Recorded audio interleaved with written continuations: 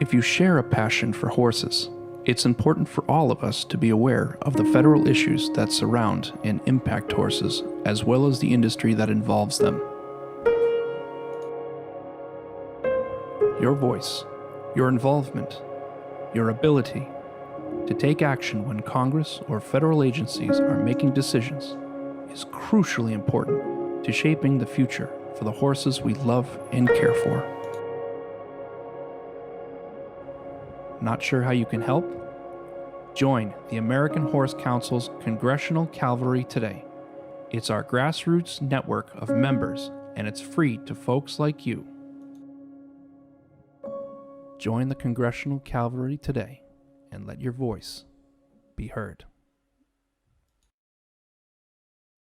So with that, we're delighted again to have you with us. Our subject matter today is the Great American Outdoors Act, and we're especially going to concentrate on how the equine community is going to benefit from this. So to kick us off, I am going to turn the floor over to the American Horse Council's Director of Policy and Legislative Affairs. That's the guy waving at you, Brian Brindle. And he's going to give us an overview of the Great American Outdoors Act. And then we're going to segue over to Randy Rasmussen from the Backcountry Horsemen of America. So Brian, take it away. Great. Thanks a lot, Julie. I'm Brian Brindle, and I handle the Legislative Affairs portfolio for the American Horse Council here in DC. And as many of you know, for the past 3 years, the horse industry has lobbied for legislation that would increase our access to the nation's public trails. These bills have focused on reducing backlog maintenance projects and also expanding conservation easements that will promote riding. Many of you in this webinar have probably sent letters to Congress at some point during the past years to support bills that the horse industry has lobbied on pretty aggressively. These include the Restore Our Parks Act, which moved during the last Congress, and also robust funding for the Land and Water Conservation Fund. Last summer, the efforts paid off when President Trump signed the Great American Outdoors Act into law. This new statute, also referred to as a recreation package, is something that we've been working on for several years. It's been the culmination of several efforts.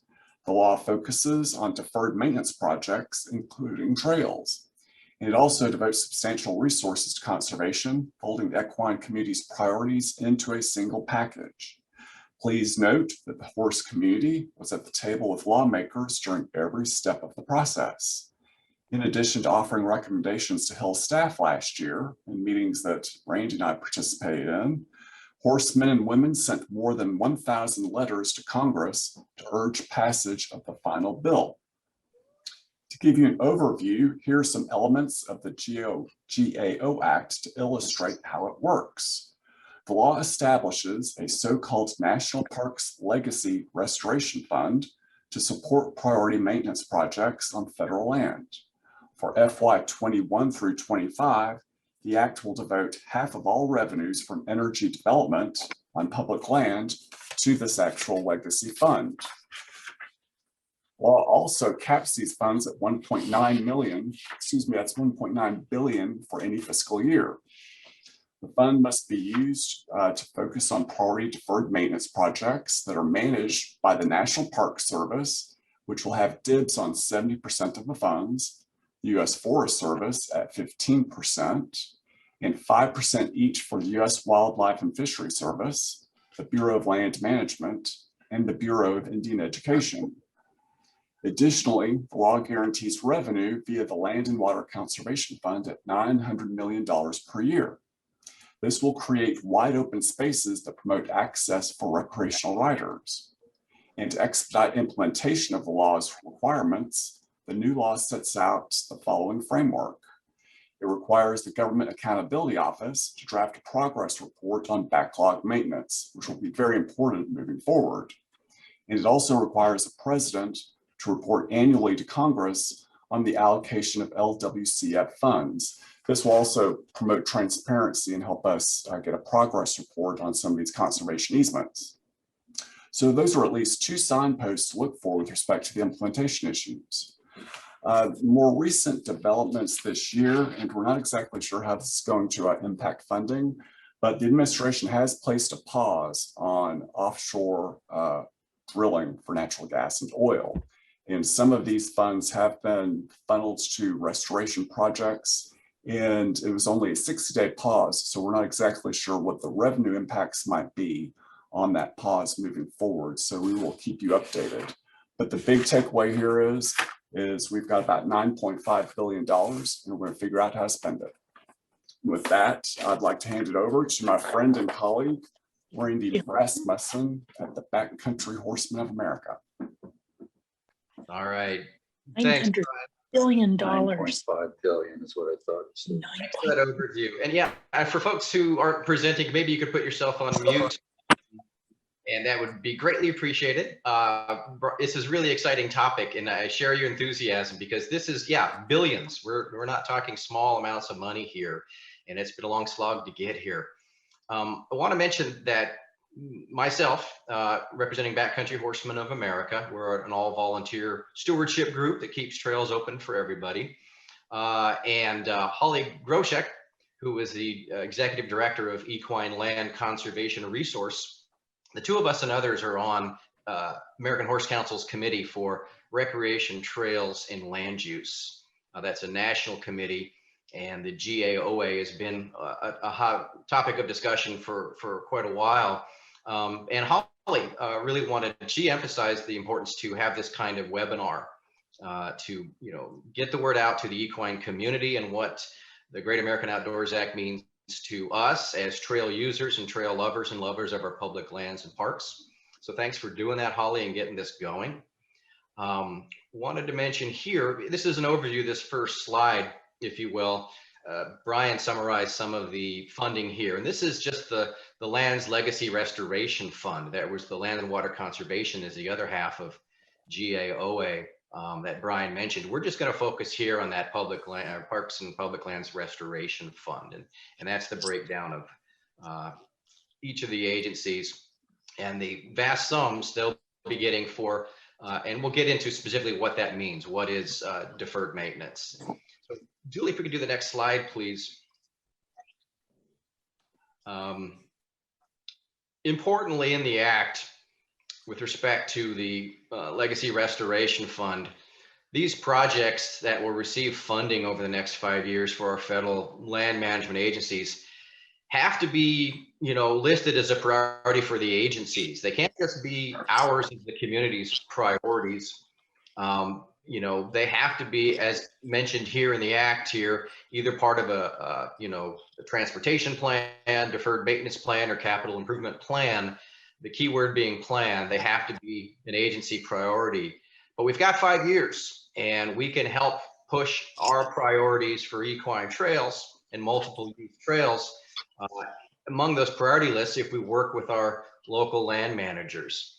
And on the right of this slide here, the deferred maintenance that that fund would apply towards could be a number of things that are important to the public's use and enjoyment of trails and getting outdoors. So I list a half dozen or more things. These are all called recreational assets by our agency friends. And clearly the assets we're listing here that are important to us on a given trail ride or camping trip benefit the entire recreation community if they're better maintained and kept in good shape. So we're talking everything from horse campgrounds, trailhead facilities, and parking areas. Of course, parking and adequate size parking and turnaround for our trailers and rigs is important when we go to public lands. So those are that's some of the universe in our small universe of trails and equine facilities that we want to focus on specifically in our discussions with federal agency land managers. Next slide, please.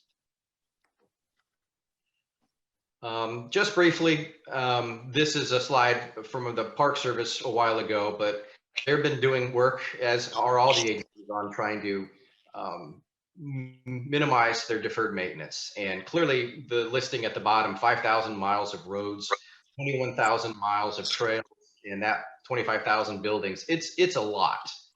Trails are a part of it. I wouldn't say they're a significant part of the Park Service portfolio for deferred maintenance at the moment, but we're hoping to see more of that in future years and some more attention to trails. because we know the Park Service has a lot of trails for multi-use. Next slide, please. With respect to our friends in the U.S. Forest Service, now that's certainly where the bulk of the backcountry horsemen and women do their volunteer work on our national forests throughout the nation. This is a breakdown of the deferred maintenance needs from, captured about less than a year ago. The Forest Service lumps it into two categories, transportation and non-transportation. And you can see the pie charts and the relative numbers here. I've highlighted trails in the non-transportation piece. It's a significant piece of that, of those recreational assets that will be addressed by the Great American Outdoors Act. And the Forest Service is off to a really good start with the great number of projects that are related to trails, both in the front country and in the back country in these first couple years of Great American Outdoors Act implementation. And we've got two more slides for me. If you could do the next one, please, Julie. Wanted to give you some thoughts. I put options for stewardship organizations. It could be equine clubs, it could be endurance riders, it could be horse councils or anybody.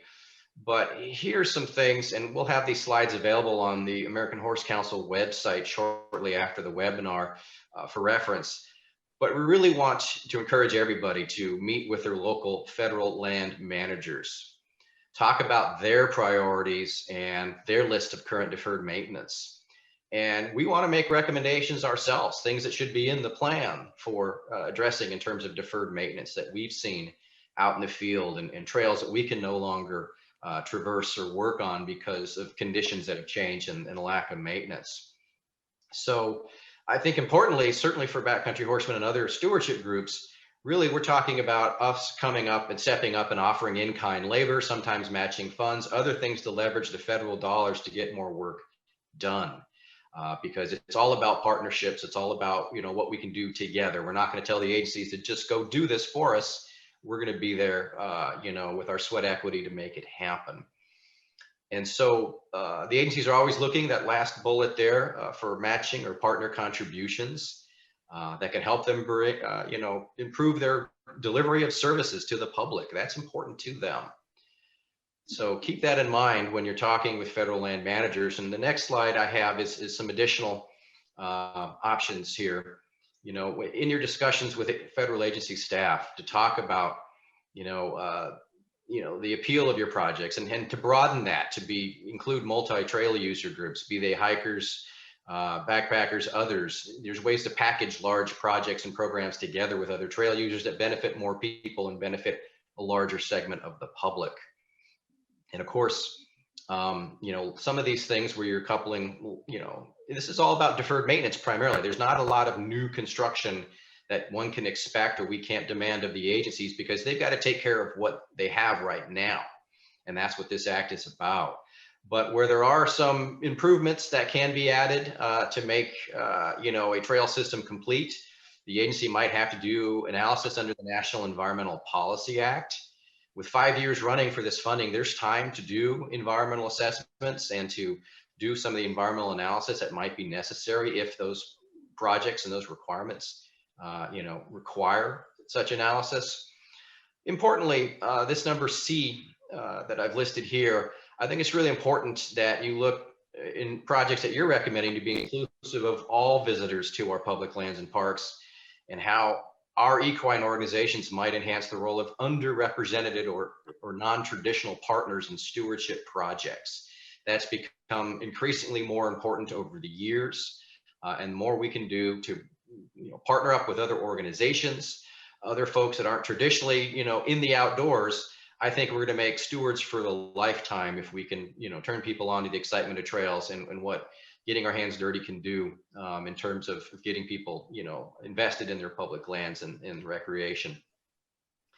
So there's a couple other bullets here, but I'll leave it at that. I just want to encourage folks to think about these kinds of things as we have our next guest speakers from the Park Service and the Forest Service talking specifically about what they're doing with Great American Outdoors Act funding. Julie, I guess you're going to introduce our guest speakers, and thank you very much. I am going to introduce them, but before we do that, we're going to try something. We have 41 people on the line, and I hopefully have successfully created a poll so we get to know our audience. So let's see if I can launch my poll, and we'll see what we've got out there so we know how to tailor what we're going to talk about.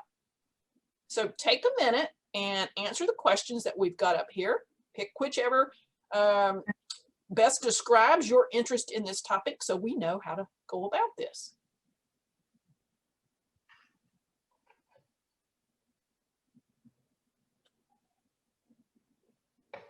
And I'm going to give it just another, I don't know, 10 seconds or so, and then we'll end this and we can see what we got.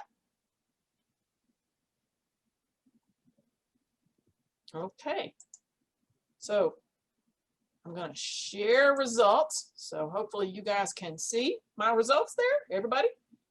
Looks like 68% of the folks we have on the line are recreational horse riders. So you're out there using those trails. We have some trail enthusiasts who may be people not that are horsey related, but are partners with us on these trails. We have some folks from the recreation parks, public lands staff serving those roles, and then some state federal agency staff. So good mix of folks here. So thanks so much for participating in that. Okay, so with that, I get the pleasure of introducing our first guest. And we're just delighted to have Bethany Barron with us. Bethany has a big title. She is the Great American Outdoors Act Program Manager. She's in the Washington office, Park Planning, Facilities, and Lands. So that's a mouthful to say. I bet her business card's full. She comes to us with a background in civil engineering with a special emphasis in water resources from Texas Tech University. After she had worked in the private sector, she moved to Denver in the 1990s for careers with the National Park Service and the U.S. Forestry Service. She returned to the Park Service in 2015 as the program manager in the Construction Program Management Division. She was selected as the chief of that division in the fall of 2016, and she currently is overseeing the Park Service's Great American Outdoors Act implementation team for the National Parks and Public Lands Legacy Restoration Fund. So with that, I'll let her take it from here. Thanks, Julie. And I'm sorry, I was going to try to turn on my camera, but I'm having trouble figuring out how to do that. So I apologize, I can't say hello and introduce myself, but thanks for that introduction. Yeah, I think, so I'm going to bring up a presentation, and as Julie has mentioned, I was the chief of the Construction Program Management Division, and then what it looked like, and we had gone through several, like, get ready, it's coming, the restoration plan and infrastructure bills coming down, and then it would kind of get delayed, and so it's been several years in the coming, and then when we started getting traction on the Great American Outdoors Act last year, I was asked to lead that team and start working on the implementation. So I joined kind of the GAOA team in July, was acting in an assignment, and now it's my permanent position. So let me bring up a slide presentation. And I just want to double check, everybody can hear me okay? Because I am calling, I'm the 1303 number. I'm calling from Denver. So I just want to make sure everybody's good. Okay, thanks, Julie. We can hear you loud and clear. Perfect. All right, so you're seeing my screen there?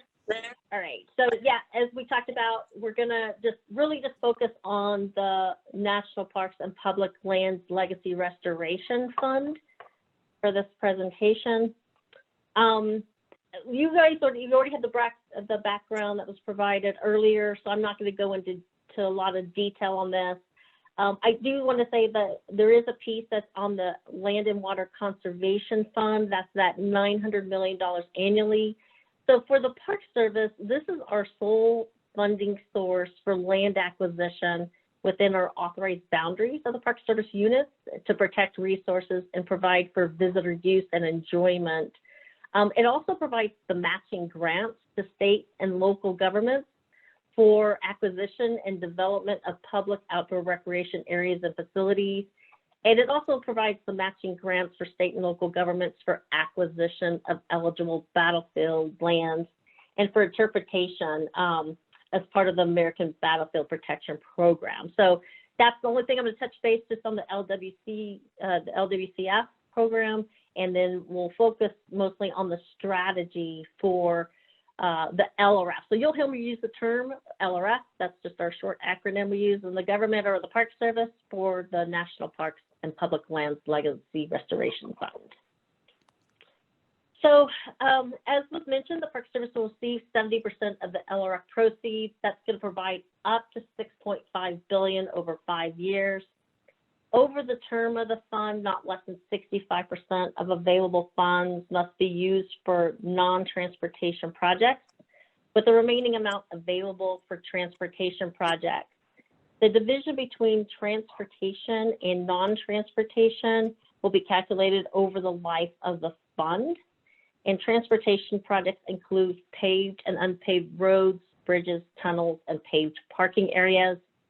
LRF projects will be required to contain measures to improve accessibility of facilities to better accommodate visitors and employees with disabilities in accordance with applicable laws. As was mentioned, the law specifically allows the cash or in-kind donations to be used to advance the efforts to reduce the deferred maintenance backlog and to encourage relevant public-private partnerships. And then we have the Government Accountability Office that will be conducting a study on the effectiveness of the implementation of the program. I think just to kind of touch base, as was mentioned, our annual list of projects will be submitted through our annual budget justification process. For the Park Service, we call this the Green Book. We will be submitting project lists in our Green Book until the funds are expended. Basically, unless Congress determines a different allocation or amount, those projects will be funded based on the list that we published in that Green Book. What this also means, though, and this was kind of, we weren't quite sure when we first received the program or when we are kicking off the program in FY21, is when we would be able to obligate funding. And because Congress has the ability to change the list, essentially, or the amounts going towards projects, then that means we will not be able to obligate until we receive an appropriation. So the Park Service strategy is we're looking to achieve the most significant impact. So we're looking at the parks with our largest asset portfolios. They also have the largest maintenance and repair backlog needs. So also the funding, $1.3 billion a year allows us to invest in projects that generally exceed the capabilities of our other appropriated fund sources, like our line item construction program or even our transportation program. By prioritizing LRF projects towards our large projects, that is going to open up opportunities in these other fund sources to allow funding of smaller and mid-sized projects. Also, by managing fewer but larger projects, that optimizes our efficiency and execution, and it limits our overhead costs. So Park Service is also committed to making sustainable investments through LRF in order to avoid cycles of rehabilitation and deterioration and disrepair. So projects that offer an NPS an opportunity to reduce our long-range life cycle of costs or that leverage O&M funding strategies generally receive priority. This slide, I just wanted to show, this was the reference, I think that was in Randy's presentation when he referenced the $11.9 million backlog. That was a 2018 deferred maintenance number, and I believe it's the last time this asset inventory summary was available for the public. The reason I'm showing this is just to give you a sense of where the deferred maintenance backlog by asset category occurs. And most of that, as you can see, is down on the paved roads. Of that $11.9 billion, we have over $6 million associated with our roads. Then we have all others, which really encompasses dams, constructed waterways, marinas, railroads, monuments, and so on. That's another $2 billion, and then buildings is another $2 billion. So when we're looking at our strategy to address the deferred maintenance backlog, that's why we're looking at our parks with our largest asset inventory and why we are looking at the different asset categories so that we can get that to achieve that significant impact to the backlog. So just a quick look, this is just a snapshot of the projects that were submitted in FY21. This was back in November. We had 51 project activities. 58% by cost were associated with transportation projects, and the remaining 42% were non-transportation. Most of these projects came from other, were already in progress or already aligned with other fund sources. So that's why you'll see on that bottom left graphic that 93% of our projects are already in the planning and design phase of the project. That's also to ensure that we could obligate these construction projects this year. You can also see that we're trying to, from an execution strategy, we're leveraging our federal partners. So 60% of the projects of those 51 project activities are going to be managed by federal partners, including Federal Highways, Army Corps of Engineers, and the Bureau of Reclamation. The contractor in the blue represents A&E contracts, meaning that our Denver Service Center, which is our centralized design and planning, are project managers, and we use architects and engineers, consultants, to develop the design and the construction documents. So 40% will be managed internally by the Park Service, with 60% being managed by federal partners. The next snapshot is a snapshot, basically the distribution of the projects across our region. So the Alaska region in yellow, the Intermountain region is in red, the Midwest region is in green. The National Capital region is just the gray dot that represents the area around DC. Our Northeast region is in the orange, Pacific West region is the purple, and the Southeast region is blue. We also have one project, it's being managed by our Historic Preservation Training Center, and it will be conducting smaller, multiple kind of repair, rehab type projects on historic properties. So this is a graphic of our milestones starting from November on forward. So as I mentioned, we submitted our FY21 project to Congress in November. We received an appropriation in December. Part of the language, the report language as part of that appropriation required us to provide some additional information. This was basically individual project data sheets for all of our FY21 projects. So those project data sheets were submitted in January. There was also language that we had to hold on expenditures or obligating LRF funds for 45 days after we submitted that information. So as of March 1st, we now have authority to start obligating FY21 dollars. In addition, we also began looking at our candidate projects for FY22, and developing that project list is currently underway. Our FY22 project list will be published in our budget justification, so in that green book. Normally, the budget justification is published in February, but with the change in administration, that is now anticipated to be published in late April or early May. Soon after we publish the green book, then we will begin working on our FY23 project list and beyond. So this is, again, just kind of a summary of our project selection criteria. We're focused on that high DM project. We're looking at the larger projects that exceed other fund source capabilities. So for non-transportation, that's generally anything above a $10 million range. For transportation, it's usually above about a $20 million range. We're still looking at our leveraging opportunities for sustainable life cycle asset management, and of course, the readiness and capacity to execute, so that we can show success of this program. In addition, as we go through the design and construction, or the planning and design process, we are also looking at the accessibility climate change, natural hazards, and sustainability during that project development. The other thing that has come up recently with the change in administration is building back better. So the administration identified these 6 priorities, and we have been asked by the department to indicate whether and how our projects address these 6 priorities.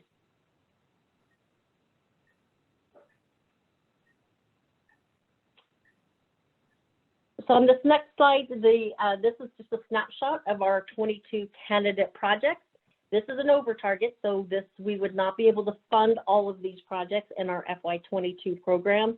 And we're also making decisions that some of these projects are better suited in other fund sources. Again, when we look at the criteria that I previously showed.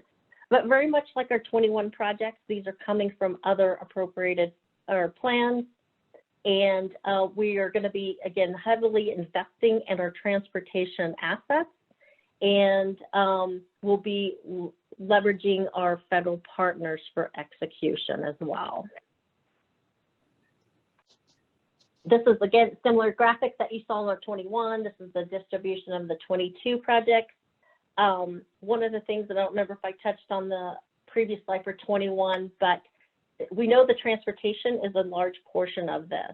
As we talked about, the graphic on the lower right-hand side shows the distributions of the non-transportation projects.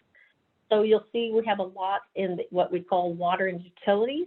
So this, for the Park Service, this will be seawalls, as well as our water, wastewater systems, communication systems, electrical, and so on. Also, we have a large amount associated with our buildings and structures. So that would be buildings and monuments and so on, demolition, and then recreational assets, which would include campgrounds and trails. Just from a communication standpoint, the Secretary released this initial list for all of the DOI bureaus. That was sent through a press release back in November. There was a project list that is available for the public. It's a very high level. I believe there's a title and a really brief description of those projects. Currently, the department is working on a website that will be able to post additional public information. It will also have links to the individual bureaus. Because as mentioned, besides the Park Service and the Department of Interior, it would include the Bureau of Land Management, the Fish and Wildlife Service, and the Bureau of Indian Education. We are coordinated. We have weekly coordination meetings with the department program management office. And so all the communications right now is really being filtered through the department. So that's why you probably haven't seen much released from the individual bureaus about specific projects. There will be an FY21 press release that will be out soon. This is hopefully will be after we have a confirmed Secretary of Interior. And the FY22 Green Book, as I mentioned earlier, that will be, when that is published, that is also public information. And that Green Book will have not only the project list, but also very specific project descriptions. So at that point, I'm going to stop sharing and we'll go to your next agenda before we start, before we start answering questions, if I understand correctly. That's correct, and I appreciate it so much. That's very, very informative. I want to remind everybody, jot down your questions so that we can circle back around to those. There's a lot to digest here, folks. So our next speaker is Brenda Van Kovac. Am I getting it right? Yankovac? Close? No, close. You can just call me Brenda. That's a lot easier. Okay. I'm so excited. Yankoviak. Van 4 Kovac. syllables, Yankoviak. Whoop, whoop, whoop. Okay, got it. Well, we're just delighted to have her with us. She serves as the National Trail Program Manager for the U.S. Forest Service. She's based in Lakewood, Colorado, and she has over 20 years of experience working for the Forest Service in recreation and trail program management.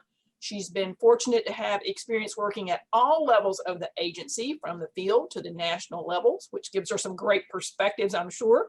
She's been in the beautiful states of Minnesota, Montana, Idaho, Washington, and Colorado. So she's got her bags packed, ready to go.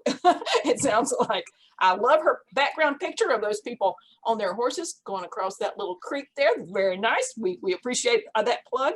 She holds a bachelor's degree in anthropology from James Madison University and a master's from the University of Montana, Missoula in recreation resource management. She grew up riding and training horses, and she's never passed up a trip to on a horseback. And so she's hinting, you know, invite her on down, guys, just in case you weren't clear about that. She also plays the guitar. She's an avid outdoor person for all forms of recreation. And I'm betting that she drags her husband and her 2 daughters into a lot of those activities. So we're delighted to have you with us, Brenda. Take it from here. Thanks, Julie. Thanks so much for having me here. Let me go ahead and share my screen. I do have a presentation. Just trying to get this up. Okay. And next step. By the way, you already have an invite from Alaska. So. Oh, heck yeah. I've never been to Alaska. So yes, please invite me. Can you see my screen, Julie? Am I sharing? Yes, you're good. Okay. I can't see the video anymore, so just holler if you need anything from me as I'm going through this. So yeah, again, thank you so much for having me. I am here to talk about the Forest Service implementation of the Great American Outdoors Act. I will qualify my presentation by saying that I am the trail program lead. I'm very engaged in GAOA implementation for the agency, but we have a director. It's a new position that the Forest Service created specifically for implementation, and Jeff Vail is the director of GAOA implementation for the Forest Service. He could not be here today, and then our deputy director is in transition. So you're stuck with me, but I will do my best to represent well. So let's continue on here. So just an overview of what I'll be talking about today is really focusing in on the deferred maintenance funding piece of the GAOA, talk about some guiding principles for how the Forest Service really thinks about implementing this remarkable opportunity for funding and addressing our infrastructure needs, and talk about how we're implementing. And then we'll also talk specifically about some opportunities for collaboration engagement, how partners and volunteers can get involved. And before I start, I know Randy covered a bunch of the specifics of, the Forest Service is getting 15% of the GAOA funding here under this for the deferred maintenance. And I just really want to call out, big shout out to our partners here, because that is the reason that the Forest Service is included in this. It was, we were going to be left out of that opportunity. And it was our partners that galvanized and really made this happen to have this incredible opportunity for us to address deferred maintenance needs on the National Forest System. So huge thank you to all of you who were engaged in that and all the other partners that were involved. So before I dive into some of the specifics about how the agency is addressing GAOA, I want to just make sure that we're all on the same page about the structure of the Forest Service, because I will be referencing the Washington office or the national office. I'll be talking about the regional office level and forests and districts. So basically, we're under the Department of Agriculture. We're the only land management agency under the Department of Ag, actually. The others are under the Department of Interior, like our friends the Park Service. And we have 4 levels to the agency. So we have the national office, or the Washington office, or WO for those in the know. And that's where I work, at that national level. And then the forest is broken up, or the National Forest System is broken up into 9 regions. And I will show, the next slide will show how those regions are broken up. And then each region, which is made up of multiple states, is comprised of numerous forests, national forests or grasslands. And typically it's anywhere from 10 to 15 national forests per multi-state region. And then at that level, each forest is made up of multiple districts. You can have anywhere from 3 to 7 or 8 districts. And that's really where the rubber hits the road, right? That's probably where most of you on this call that are out there really engaged in trail maintenance and riding, that's the district level that you're really working with that's the kind of the nuts and bolts where we're actually doing this stuff really on the ground. So this is a slide that just shows how the Forest Service is broken up, and it is a little blurry, so it is not your eyes, in case you're wondering. And so we have the 9 different regions. There is no Region 7 that actually was conceived of as kind of an experimental region, and Enterprise is now that, but that's a whole other story. And then the little star is showing where our DC office is located in a general sense. And so we manage about 190 million acres, and there are 154 national forests across the country, 600 ranger districts. So I just wanted to kind of make sure we're all on the same page when I'm talking about the Washington office, regional office, et cetera. So today I will be focusing just on that deferred maintenance fund, or the legacy restoration fund. And we will be receiving up to $285 million every year for the Forest Service. And at least 65% of that funding is to go to non-transportation assets like trails, trail bridges, visitor centers, communication sites, that kind of thing. And so that's where obviously the trails pot of funding is.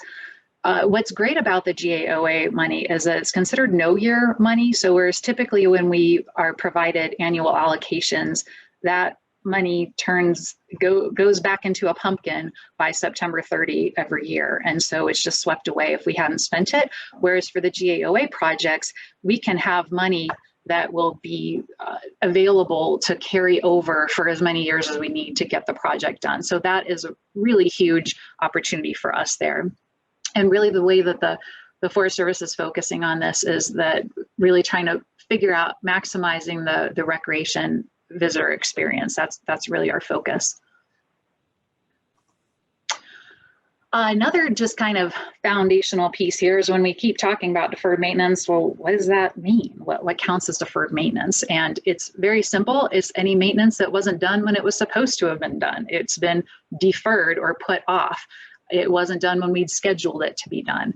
And that's in contrast to annual maintenance, which is really work that's performed to just maintain general serviceability of an asset, of a trail or a trail bridge, for example.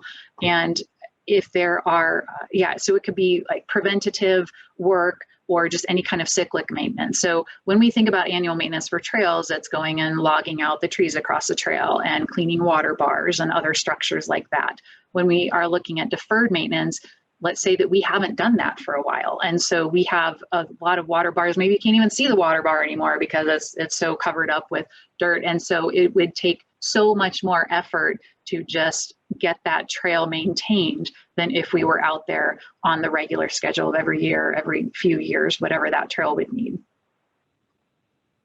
So as far as GAOA implementation for the Forest Service, just wanted to provide an overview of the timeline. So we've already gone through our cycle of FY21 projects being identified for funding, and FY22 is very close to being done.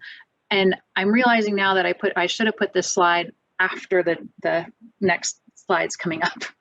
So bear with me. But what I'll say, and we can get back to this, is that for FY21, we do have those projects approved. They need to, basically, the Forest Service comes up with a list of projects that are due to the Department of Agriculture.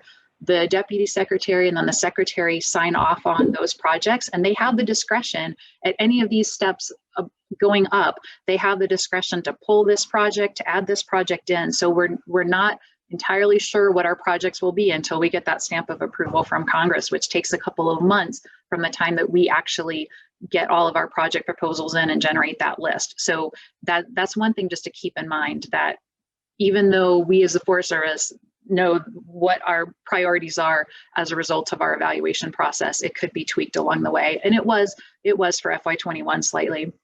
So we are expecting those funds here any time to be actually implementing the FY21 project proposals or projects. And then for FY22, last fall is when we had gotten those projects from the regions into the Washington office, and then we made up our list for the agency that was then sent to the department, and it's recently been approved at the department level, And now it's at the Office of Management and Budget, which prepares that then for Congress to review. So that's where that is. And we're expecting to get the kind of buy off on that final list in May of this year. And then for FY23, that's coming up pretty quickly as well. Basically, we need to have each year of projects. So for FY23, we'll be due this fall so that we have time to get that into the president's budget for the following year. So that's kind of our timeline here. But we are looking at opening up our process for accepting project proposals in May of this year, and that will go through about July for the districts and the forests to be putting those project proposals into the system, and the regions to be evaluating those and send those up to the Washington office. So keep those dates in mind, partners that are out there. May through July would be the key time to be working with your local units on developing those project proposals and getting those in the hopper.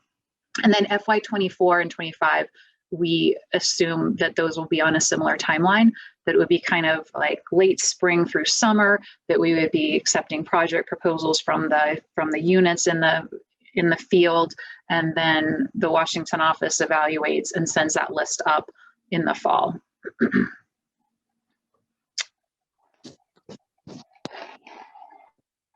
Okay, so timelines, or sorry, we just talked about that. My slide is not advancing. Okay, guiding principles. So this is kind of the overall framework within which we're really approaching GAOA implementation. Number one, transparency is super, super critical. We want to make sure that we are really clear with how we are spending this money and the accomplishments that are going to happen as a result, and really for the public, for partners and volunteers, for leadership, for Congress to really understand. You know, one of our goals, I don't know if this is realistic or not, but this is kind of what we say, is that we would love to make GAOA so successful that Congress can't help but reauthorize this in coming years. We would love to make this a permanent or much longer timeline type of opportunity, because this is just amazing to be able to really get start to address our deferred maintenance out there.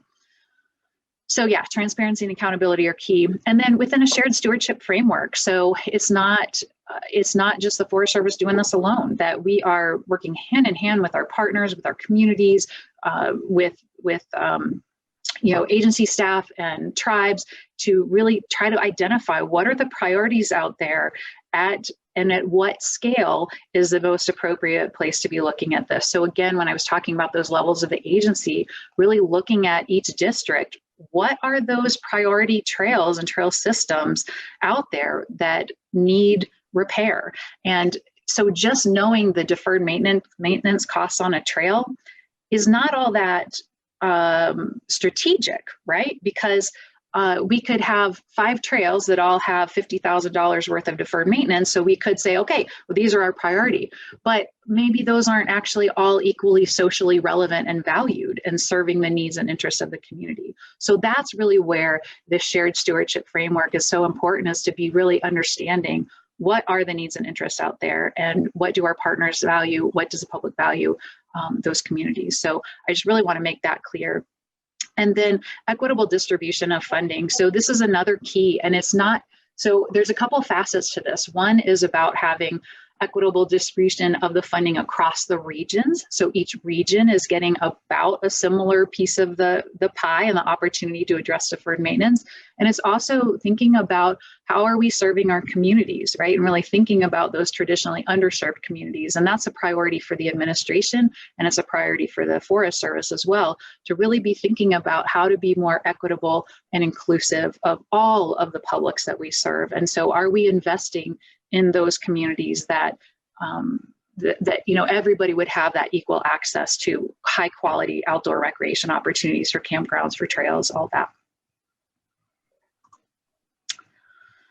So this is what I should have put before I talked about timelines. So I want to make sure that everybody understands our process. So essentially, we work from the bottom up the change. So we have this kind of overall framework of what we're trying to accomplish here in being transparent and accountable, in equitable distribution, serving our communities, and So then as part of that, then the districts and the forests are developing project proposals to for consideration. They submit those to the regional office. And then the regional office goes through those project proposals and identifies out of that multi-state, multi-forest, multi-district region, what are the priorities, okay? And then they will put those up to the Washington office, and then the Washington office looks at the list of projects from each of the 9 regions, runs them through a model, and applies a little bit of personal touch to identify what are the agency's priorities. So it's a very kind of feeding information from the bottom up to each level. And so we have this regional process that is kind of a competitive process. And then we have this national process that looks at the priorities across all of the regions and the project proposals. So the way we have conceived of this process is that we've kind of split up the $285 million of expected funding into 2 pots. So the national competition is what I was just referring to. 60% of that 285 million is available for this national competition, where regions put forward what they would like to be competed against other regions, and then we evaluate all of those as one big pile of projects. There's a $50,000 minimum for those projects, and there's no maximum, right? It just kind of depends on what's going on.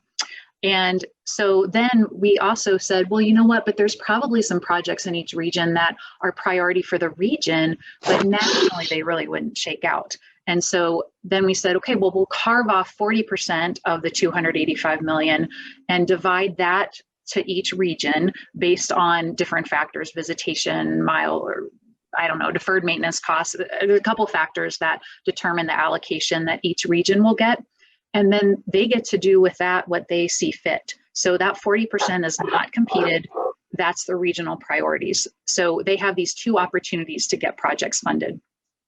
There are, each year, as we go through this more, there are multi-phase or more multi-year projects that will be, say, in FY21, there was a 3-year project that we said, yes, this is priority nationally to fund. So then that reduces the total amount of money available for FY22 projects, if that makes any sense. And then also we are looking, each region is developing a staffing plan. Up to 8% of that 285 million can go to staff support, like extra contracting officers, extra grants and agreement specialists, those extra engineers to do bridge design, you know, anything like that.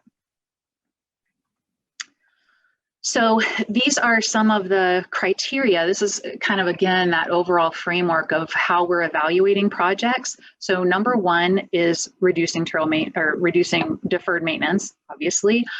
There's also promoting forest management. So looking at any road maintenance that needs to be done in order to allow access for vegetation management or for fuels reduction, that kind of thing.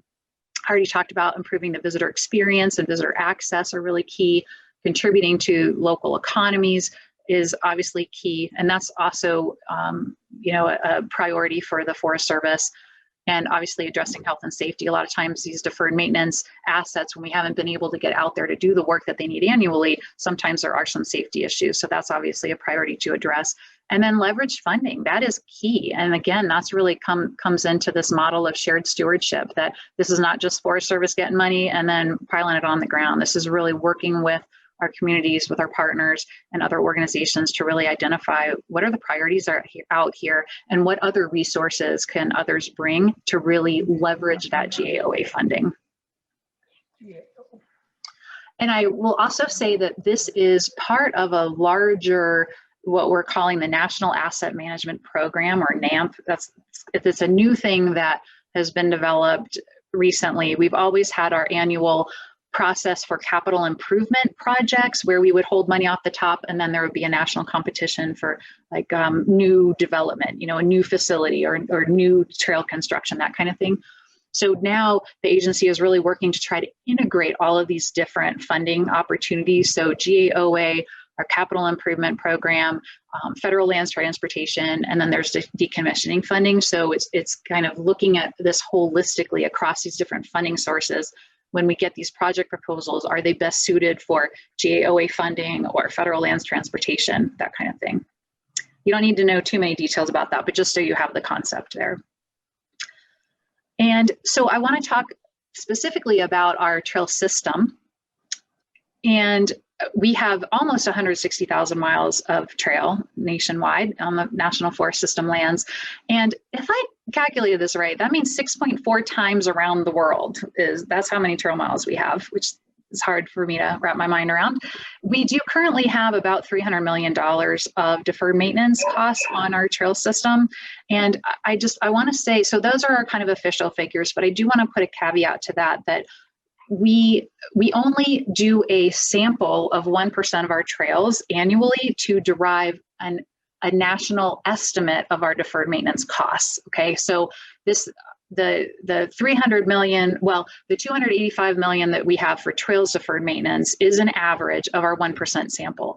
As we are going through and identifying trails to work on for GAOA funding, we are going into our database and updating and putting in deferred maintenance totals in those trails, but that won't be reflected in that national sample. So there's a little bit of a disconnect there. We won't be able to show a one-to-one reduction in our total official trail deferred maintenance miles just because of the way that we calculate it. So I just wanted you to be aware of that complexity there. And we also assume that our deferred maintenance costs are going to be going up. So as we are investing millions of dollars to address deferred maintenance on trails, again, that's not necessarily represented in our national sample unless the project that the trail on which we are doing a deferred maintenance project under GAOA happens to be one of those 1% trails that we have sampled, then we wouldn't necessarily be tracking that. But trail bridges, for example, we are quite a bit behind on really knowing what the deferred maintenance is out there. We haven't inventoried or inspected many of our trail bridges within the last 5-year period. So that's something that we're really trying to make a big push to do that. And so our trail bridge deferred maintenance just in the last couple of years has gone up by 20 million just because we're getting better data. So that's just something to be aware of as well. And I know, so I am at 20 minutes and I'm just wondering, a time check, how much time do I have left? Do I need to wrap it up right away? Nope, you keep going. We've got plenty of time left. We'll just have some Q&A at the end. Okay. Yeah, I know that some of the other presenters were earlier, but I have a tendency to just kind of get in the groove, you know.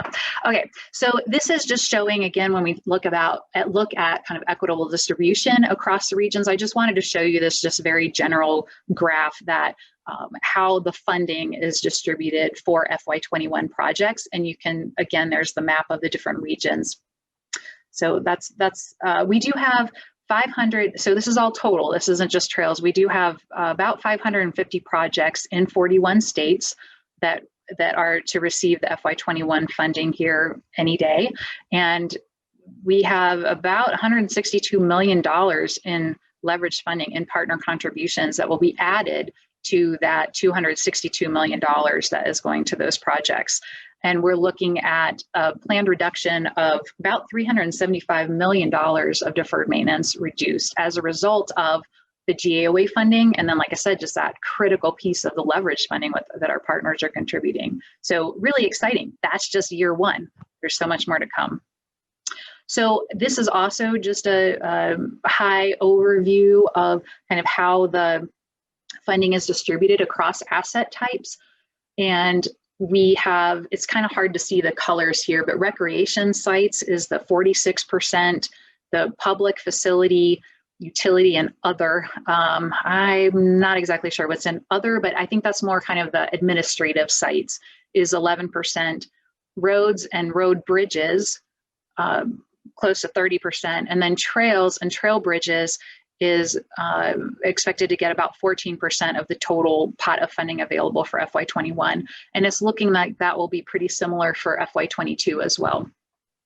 And this other chart just shows the number of trails projects that we have funded for each region and trail bridge projects.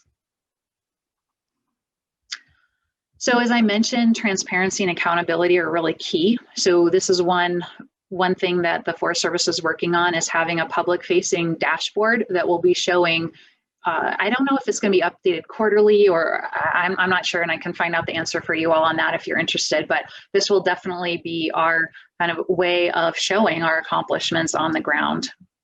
And this is just a prototype.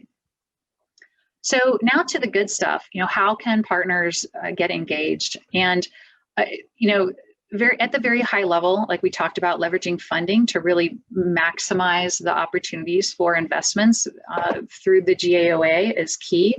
Collaborating on project development with your local units, helping them understand what are the priorities, what are the really highly valued trails or other recreation assets out there, like campgrounds and the roads that lead to those opportunities, and then providing feedback on the project selection. So that's one thing that I'll say the Forest Service has really tried. We've had such compressed timelines that were imposed on us from Congress once GAOA was passed. And so we've done our best to engage partners to the degree that we can, and each region is kind of led out on that in the way that they can. But starting in FY23, I think you'll see a lot more ability to be really intentional and provide more time and opportunity for partners to engage. Just in the interest of time, I'm going to kind of skip this next slide, but I just want to call to your attention something that's very exciting for us in the Forest Service is the 10-Year Trail Challenge. And there are a lot of ways that we can integrate our 10-Year Trail Challenge, which, by the way, we're having a webinar for partner organizations on March 17th. So if any of you are interested, let me know. And I know Randy has details on that as well that could help you out. But more to come on the Trail Challenge. But we're definitely, from the trail program perspective, we're really looking at how can we, again, be really looking through the shared stewardship model and be focusing on sustainability and these really targeted investments to really make the difference for the long term. So that's all I will say about that for now. And some other specifics of how partners can get involved. And this is also same with the 10-Year Trail Challenge. I mean, I think this is just in general, because again, we're really looking at GAOA as an integral part of incorporating that into our trail program to really be strategic and thinking about how we can leverage those resources. So I would just encourage you all to think about what skills and expertise can you bring as well. There's, a lot of times we think about with trail, partners engaging in the trail program, we think about getting out there on the ground and, digging in the dirt. And that is absolutely critical for sure. I'm not in any way saying that's not, but there's a lot of other opportunities that partners can, other ways that partners can get involved as well. And so things like collecting trail data is going to be huge for us. As I mentioned, we are really lacking on good information on our trail bridges. And so that's something that we're looking at, is getting the opportunity for our partners to be trained to be trail bridge inspectors for our major trail bridges. And that is going to be huge, because then we'll have actual valid data that then we can put into our database and start to identify where are our highest deferred maintenance needs on our trail bridges. And the same, obviously, being certified as crosscut or chainsaw users, and BCHA has been instrumental in helping to really get a lot of their partners or their volunteer. Sorry, I'm losing my train of thought. But yeah, they are instrumental in getting volunteers trained up with SAW certification. And then a couple of other ideas. So one of the potential bottlenecks for us, although it shouldn't be much because we're just doing deferred maintenance, but there are some projects that would be in the deferred maintenance area, but may need some environmental analysis because it may be new construction to help create a new section of trail that is just unsustainable. So we'd be eliminating deferred maintenance, so that would count, but it would also include new construction that would require more environmental analysis. So in those instances, that's another place where partners, if you're a retired wildlife biologist or an active wildlife biologist or a botanist, working with the local district to see if you can do those assessments and evaluations and then have the Forest Service biologists sign off on that. would be huge, because NEPA, environmental analysis, is often a real problem for us. Grant writing to bring in other funding, or to hire contract specialists for NEPA.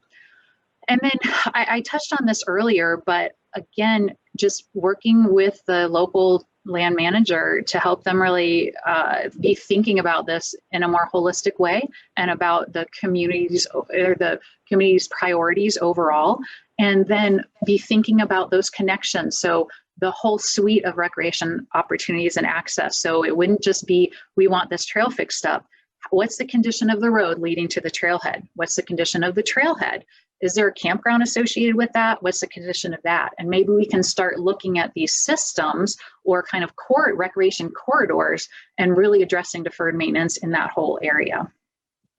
So with that, I think there's a couple of website links here, and I will share these slides so that you have this in case you're interested. And there is a GAOA website for the Forest Service there.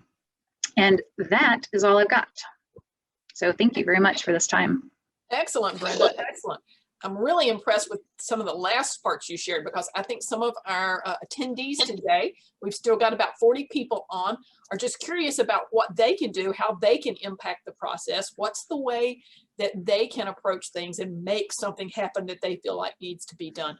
So with that, I'm going to pause and see if we have questions. And I see Randy already, the wheels are turning. Have you got a question to get us started, Randy? Okay, thanks for putting me on the spot. Oh, thank you. Yeah, both Bethany and Brenda, that's wonderful. So I really appreciate you taking the time. I had a question, and I know you're going to get into what, citizens can do to kind of communicate their needs at the local level. But when we talked about, staffing, clearly this is a bill that's going to have a lot of money to reduce a maintenance backlog, deferred maintenance backlog. And there's probably lots of discussion and calculations. Well, we can't just staff up. It's only 5 years as far as we know right now. We don't want to bloat the government. At the same time, we want to get projects done and get jobs and hire contractors and stuff. And I saw, Brenda, you had a slide about staffing plan up to 8% of GAOA funds. And Bethany, for Park Service, you had, at least if I read this correctly, for candidate projects, in-house dollars, maybe 2% of that. What was the calculation in terms of, because I would make the case we need more staffing at the field level, at all levels of these agencies for land management, but particularly at the field level, because volunteers and partners can only do so much. We don't want to replace, we just want to augment those folks in the field. But trail managers, recreation managers, up the chain, what were some of the calculations each of your respective agencies had to make to say, we're not going to staff up too much, but we know we need staff? How do you come to a balance on that one for GAOA funding? We start with Bethany, please. Sure. Yeah, so basically we had worked with the department, and the department had established that we could take 3% off of the top of our budget authority for the Great American Outdoors Act. So for the Park Service, for FY21, that was 1.33. A portion of that it has to be actually transferred back to the department that is to support their program management office. It's a very small portion. And then we're in the process of setting up a program management office at the Park Service. Our goal is to get as much money to the project. So we know we have to live within that 3%. And we get the 3% over the 5 years. But for the Park Service, we anticipate that realistically, it is going to take us probably a 10-year, 11-year or more to really execute this program. By the time we obligate that construction dollars, spend 2 to 3 years in construction, kind of wrap everything up, close it out, do all the end of the program reporting. By the time we obligate that last dollar, it's going to be a 10-year, 11-year program. So we have to take that 3% off the top and spread it over that 11 years, right? So just keep that in mind. So it sounds like money, and it is a lot of money, but we have to make it last, right, through the life of the program. So part of our process is, again, we started very small. This is one of our big questions right now at our parks and our regions. How do we get money to support staffing? And the approach we're taking is, and I didn't touch on this in my presentation, I should have, but it was part of, we look at 21, we have 22, those are pretty well firming up. We are also doing facility investment planning, and the focus again is really at looking at our 75 or so large parks, and then the regions are kind of doing a facility investment planning that are not in those larger parks. And we're going through and building out a 5-year plan. So our goal is we would have an idea by later this year what our 5-year program for the LRF would look like. And then we will base funding on where the needs are and where the projects are located. In some cases, they may be like in our Denver Service Center where we need more project managers or contracting officers. It could be where we need park staff to help support just because of that coordination pieces at the park level. But part of what we've been wrestling with is that right now it's very difficult to know where those needs are until we really have a better idea of where the projects are going to be. And so we have a process set up where we will evaluate that coming this spring, start funding some of those positions at the parks region levels, as well as some other WASO program levels. And then as we continue to develop that program, figure out where those future support and resources are needed. Does that help? Great. Oh yeah, absolutely. Thank you, Bethany. Sure. Brenda? Yeah, so I should clarify that we have 2 different types of positions that we're looking at funding through GAOA. So when I was talking about those support positions, contracting specialists, grants and agreement specialists, that kind of thing, those are the kind of, higher level support for GAOA projects going on at the ground. So, and I am not entirely sure. I thought that the Forest Service and the Park Service, the implementing agencies were trying to be consistent in kind of a cap for those off the top positions, but I can find out the specifics on that if you're interested. But then in the project proposals themselves, so let's say a region says they want $100,000 to address deferred maintenance on a trail. They would include the staff time, the salaries for those staff that would actually be doing the work on the ground. So there's 2 different pieces. So we're not limiting ourselves to the staff for implementation on the ground. It's just trying to limit the amount of overhead basically that we're taking off the top. Great, thank you. Mm-hmm. Okay, so next I'm going to pivot to Brian Brindle. Brian's been monitoring our chat, so he may have picked up a question that was in the chat, but he may also have a question himself that's more about legislative policy stuff. So Brian? Yeah, this is for Brenda and Bethany. Just wondering, we did talk about GAO being the culmination of several years of efforts to improve access to our public trails, and wanted to know if you were aware of any of your colleagues possibly reviewing federal trails legislation that may or may not move later this year. There should be some opportunities in the broader transportation bill that should come out probably in the late summer, early fall. But are you currently offering input on other vehicles that you can actually talk about? Let's see, why don't we start with Brenda this time? We'll go reverse order. Okay, I am not familiar with any specific legislation that we're providing input on right at this moment, but I can sure ask. Okay, get back to you on that. That'd be helpful. Okay, Bethany? Okay. Yeah, we have different divisions, even in our park planning facilities and lands directorate that is working on different pieces of this legislation. So I too I'm kind of on the periphery on some of those conversations, but we have other people. For example, are you talking about the reauthorization of the transportation, the FAST Act?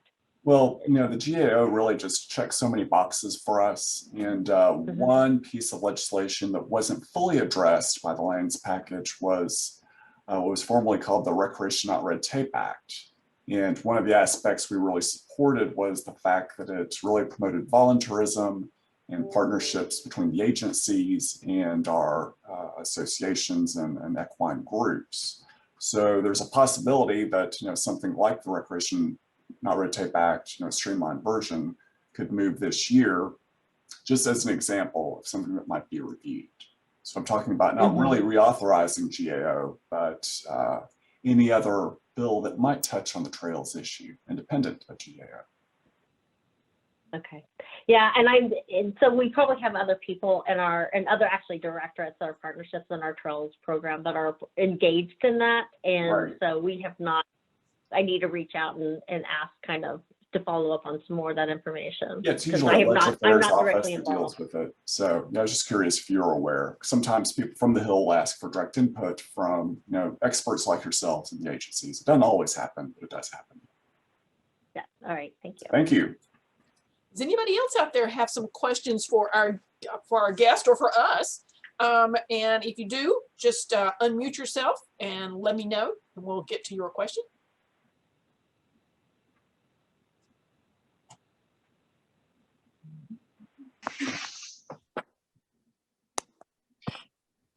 I have a question. Okay, go right ahead. My name is Katie Moore. I live in Dork County, Wisconsin. That's up on the thumb of the state. We were awarded by the Department of Natural Resources 3 years ago the ability to create a new horse trail in Newport State Park. The county has never allowed an equestrian trail in either of the very large state parks. So our equestrian group has taken that on. I am in charge of applying for a recreational trails grant, RTP, with the Department of Natural Resources. It is a federal grant.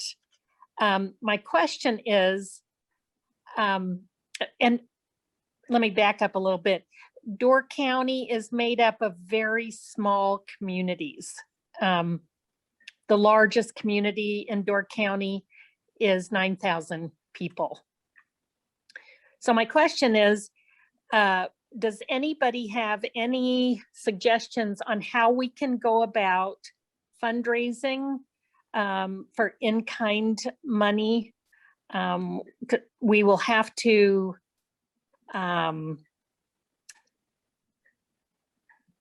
raise 25% of what is given to us through this grant, and we don't know what that is right now. We're still in the process of applying for it. So does anybody have any ideas on how we can go about fundraising for this?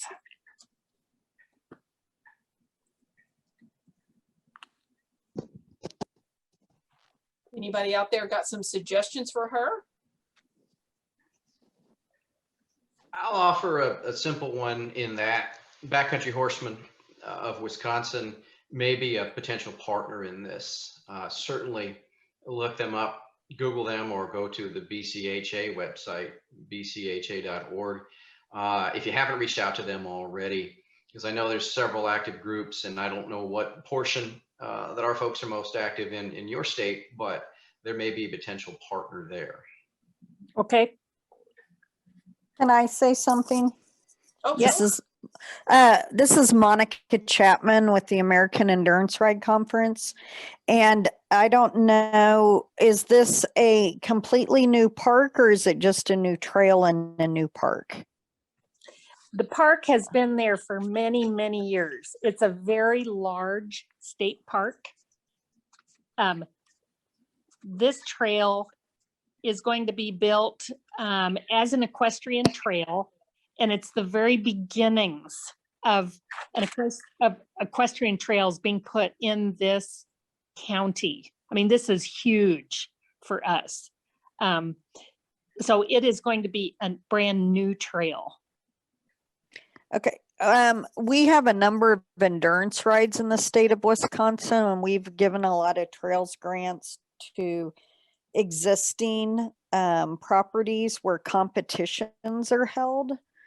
We normally don't give out grants on on trails that aren't used for competition.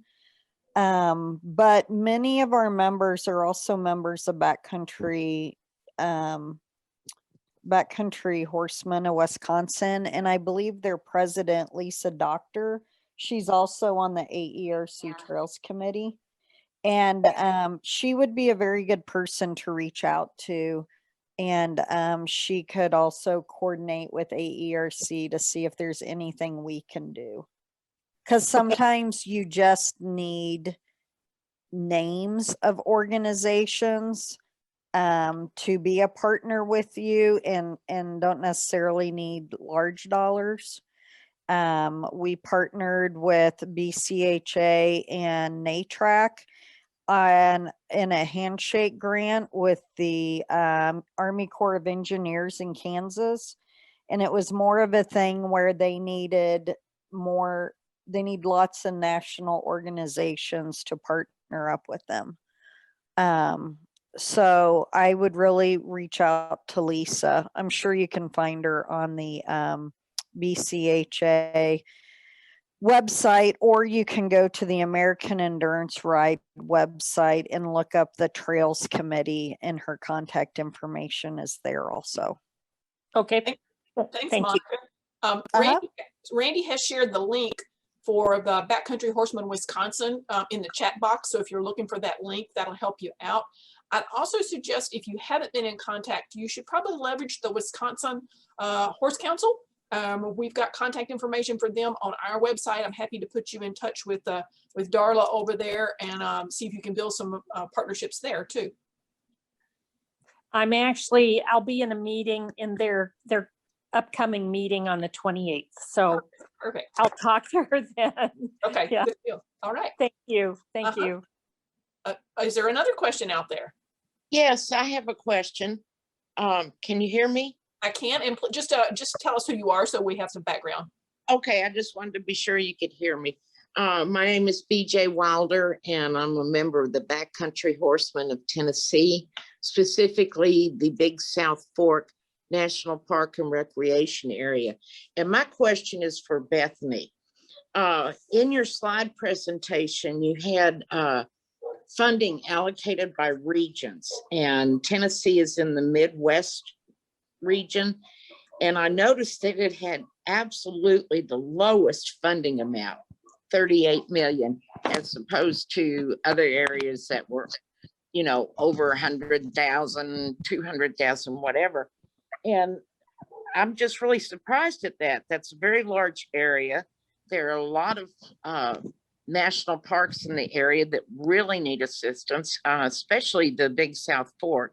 And I wonder if you could address that, why that figure is so low. And that's for Bethany. Yeah, BJ, so that graphic that I showed you was just a snapshot of the projects that were, like I had two different graphics, and one was for FY21 lists. So Yeah. In the chat, I dropped in what those FY21 projects are. So you can look at those. Okay. So for example, Big South Fork Nation and National River and Recreation Area is not like currently on our project list, right? So, but it will tell you at least what those projects are by state on that link that I dropped into the chat. Part of the process is going to be very similar to what Britta explained for Forest Service. As we are looking at our projects, we are looking at projects that are, meeting our criteria. So they have to be high DM projects. We are looking at certain dollar thresholds. It doesn't mean that, so even if a park unit doesn't ever receive an LRF funded project, keep in mind we have other fund sources that we are now freeing up dollars in. And so a lot of this work and working with the local park units, they have other opportunities for funding. It just may not be from LRF, and that's where that engagement, I think, at the local level will be really beneficial, because we're really focused on the much larger and trying to make the most impact, and we're not every park unit. We have over 420 units in the Park Service is going to receive directly receive LRF funding. And just to be clear, that was, and that graphic by region was just based on those projects that we have allocated funding for specific projects within those regions. We are not doing an allocation directly to parks or to regions. It will be specifically driven by service-wide priorities. Does that help? Well, some. I don't know how the Big South Fork could get on your list, but can you make any recommendations on how to work with the park supervisor in South Fork? Because that's what we're trying to do with the backcountry horsemen and to do trail maintenance, a lot of labor on trails, and we just need some guidance. Yeah, and I think it's this, yeah, would be meeting with the park superintendent and their team to help understand kind of where they see their highest priority deferred maintenance needs are. And again, it may not be specific for LRF is just one of our many fund sources. And so if we're freeing up dollars by funding other things, then that may allow them to get dollars that they normally wouldn't receive. And so that are allocated by the regions, for example, repair, rehab type funding. And so it's really just meeting with the park and the superintendent and his team to talk through what that park's priorities are. And then how you can assess. So I think, like the leveraging of the cash and in-kind donations would be very helpful in that conversation. Okay, if I understand right, then the park superintendent of the Big South Fork could actually contact the National Park Service and ask for other funding. I mean, I don't know exactly how that works. Well, they work under, we have an organizational structure similar to like what you saw for the Forest Service, is they would work with their regions and it has to go through a sorting and a prioritization process. But they would submit their request to their region of what their project needs are. And then we would go through, and then we would figure out if and how, we would be able, what is the appropriate fund source that we could use for that. It's just that we have a lot of needs across our Park Service units, and we plan out projects over several years. Okay, do you take into account on deciding which projects get funded, the economic impact on the community?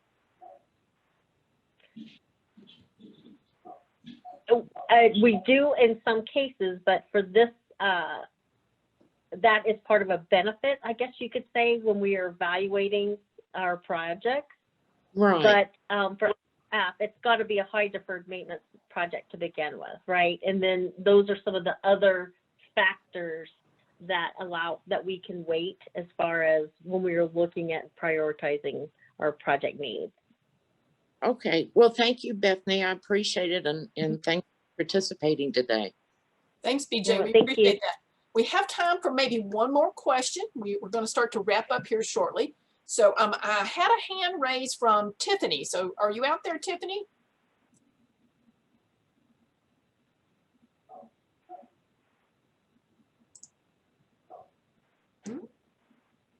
No. You need to unmute, Tiffany, if you're out there.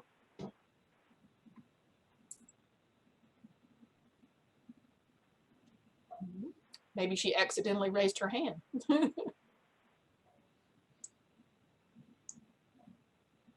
Okay, well, what we're going to do then is I'm going to turn back to Randy for just a minute to say, Randy, are there any closing remarks you want to share with the group? Well, thanks, Julie. No, and thanks to our two guest speakers, Bethany and Brenda. Really appreciate your time. I think this underscores both the enormous opportunity in front of us as trail enthusiasts to make our interests known to our federal land managers at the local level, be it a Forest Service district trails manager or a national park superintendent. I think we need to, have those discussions, ask about their priorities, find out where our priorities might mesh, but really try to promote those projects moving forward that are important to us as a community, because trails are part of the Great American Outdoors Act. And the more we can do to generate those projects locally, as you heard from our guest speakers, they are coming up from the bottom up, from those individual units close to you.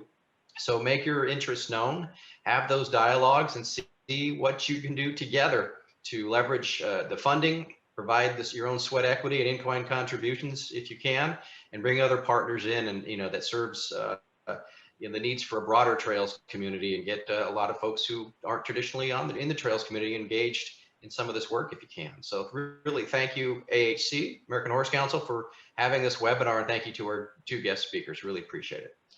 I'm going to echo something you said, Randy. Because we're based in Washington, D.C., we do a lot of coalition work.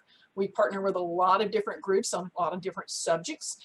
So I really want to emphasize that looking for partners and other stakeholders that you can leverage and collaborate with, I think goes a long ways in making a larger statement when you're looking for this kind of funding. And I'm seeing Brenda nod her head. So the more you can draw people in, the better off you're going to be. So Jill, I see you had your hand raised for a minute. Did you have one more question to share with us? Nope. She says, no, I was just clapping. Very well done. I guess the only I do have a question when, and it would be maybe as urban spaces. I'm out of Idaho, Boise, and I'm the Idaho Horse Council Trails and Urban Space committee chair, along with a couple other organizations. So the city of Boise has the head managing of our foothills, 200 miles of trails. These trails cover spaces that are owned or operated or managed by different things. We've got the Boise National Forest, the county landowners, and then the city has some. Here's the thing is, we have a lot of mountain bikers here now, which is fine, but that is what we're trying to do, is also equestrians with the hikers, because the mountain bikers are much more popular than us, which makes it harder for us to enjoy.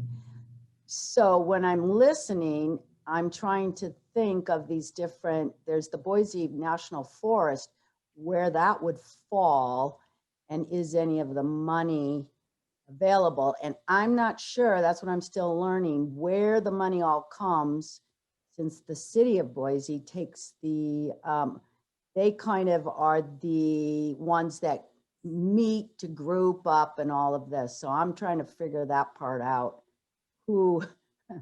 How to get equestrians also organized is another one, but it really helps. Thank you very much. anybody got any feedback for Jill? Or we've got one more hand up right now. Okay. Jill, keep talking to us, because we'll see what we can do to find some folks, here in DC. I have gotten one of the we have 3 local chapters of the Backcountry Horsemen here within the area. One of them, the Boise Backcountry Horsemen, have agreed to step up to the plate, because they're trails, and we're going to be, trail maintenance. Now we have to do it what their staff of the city of Boise. It's through Parks and Recreation, but the more that the different clubs, the young people become involved with the trail maintenance, that also helps to say, hey, we equestrians, if you're going to have multi-use trails, we're not going anywhere. And that is one of the big keys, is the dang parking. They think parking is just fine for what they give us. And it's like, well, we can't go on those trails if you don't give us any parking. 3 spaces is really not enough. If you can't turn around and all the cars are going to park around you, they just really don't, And my thing is, if they're multi-use, well, by God, I'm riding on them. They're multi-use. Otherwise, make some trails for other people and quit saying they're multi-use. if you're not going to accommodate and just give me that, oh, it just costs too much. That's the big thing. Costs too much to put a parking lot in. Well, hey, multi-use. Or put a sign up that says, this is equestrians only, and nobody else gets to park there. So, thank you. Thanks, Jill. Stay in touch because we have some contacts over for the Hiking Society and People for Bikes and a couple of those other groups. So maybe we can network and we can put you in touch with some of those kinds of folks. So there's some possibilities there. So thank you. Thank you. And you did have somebody in the chat pop up that said, I've got in Santa Barbara County, California, I got the exact same issue Jill's talking about. So you are not alone out there. Okay, anybody else got a question for us? I see Jessica popped up there on my screen. Hi, yeah, I'm the one that commented in the chat about that. Jill, you could have been speaking for me. You used the exact same words. We are having the exact same issues. And I'm so sad to hear that that's happening elsewhere, but I'm also glad to hear that we're not alone. And this is the most important issue that horse people face right now. And we've lost all but one trail in our entire county that is still equestrians only. And it's called the Live Oak Equestrian Trail. It was dedicated in 1989 for equestrians only. There's reasons for that. There were all kinds of studies done. It's a sensitive area, bald eagles, all sorts of ecosystem things. And our county decided that they were going to okstate.edu. Okay, whoever's talking needs to mute their. I just muted them. So yeah. Okay. So anyway, our county decided to change it to multi-use and allow hikers and mountain bikers. The hikers are not as much of an issue as the mountain bikers. But it's no longer safe once you have mountain bikers on the same trails, and they did it without any public comment or notification. And so now they're backtracking because we caught them, and it's really difficult. So I don't know. Thanks, Jessica. Randy, did you have something you wanted to add? I saw you unmute. I see Lucy has her hand up. Yeah, thank you. Lucy, are you out there?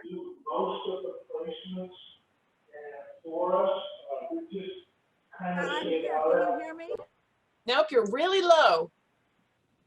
My speakers are very, very old and very poor. Can you hear me now? Oh, we can barely hear you, but go ahead, we'll try. Okay, I had some advice for the gal from Wisconsin that was looking for in-kind and cash share of granting. I do a lot of grant writing here in California for the backcountry horsemen. And I've found that people overlook their in-kind contributions. You need to include all of the volunteer work that is done. If you have packers, their pack mules count at $250 a day rental value. Any backhoe equipment, trailers, anything that your volunteers bring to the table has a rental value. That all counts towards in-kind contribution for grant writing. Great point. Randy's nodding yes. Brenda's nodding yes. So you've hit a sweet spot there. Thank you, Lucy, for sharing that. Okay. Well, we're very pleased that for the turnout today. We think this is an exciting opportunity. As Randy said, we've got some work to do, but the potential is there. And so thanks, Brenda, and thanks to Bethany for sharing all that with us. As I said, we recorded today. You'll be able to go back and look at that. And we are going to share contact information for all of our speakers today. So you'll be able to see their slides, and you'll have a contact information for them if you want to reach out to them afterwards. So if you've got a follow-up question, or they can point you to someone else that's more local that might help you if you have a question along those lines. So with that, I'm going to wrap up and again say thank you so much. And you guys have a great day. I did want to quickly make a shameless plug and encourage all of you to join our Congressional Cavalry. This is our grassroots network, and we will notify you when there are federal issues that need attention, and we will help you with action alerts so that we make sure that the equestrian voice is heard here in DC. It does not cost you anything to join the cavalry. You can just go to our website and you can click on the button that says take action, and it'll enroll you in the program. And we will, I promise, we will not spam you. You won't get anything from us but the action alerts if you sign up for the Congressional Cavalry. But other than that, we look forward to further conversations about this. I think we will do a progress report in a little while. We'll repeat this process and hopefully sort of see how things are moving forward. So with that, thank you. Have a good afternoon. If you share a passion for horses, it's important for all of us to be aware of the federal issues that surround and impact horses, as well as the industry that involves them. Your voice, your involvement, your ability to take action when Congress or federal agencies are making decisions is crucially important to shaping the future for the horses we love and care for. Not sure how you can help? Join the American Horse Council's Congressional Cavalry today. It's our grassroots network of members, and it's free to folks like you. Join the Congressional Cavalry today and let your voice be heard.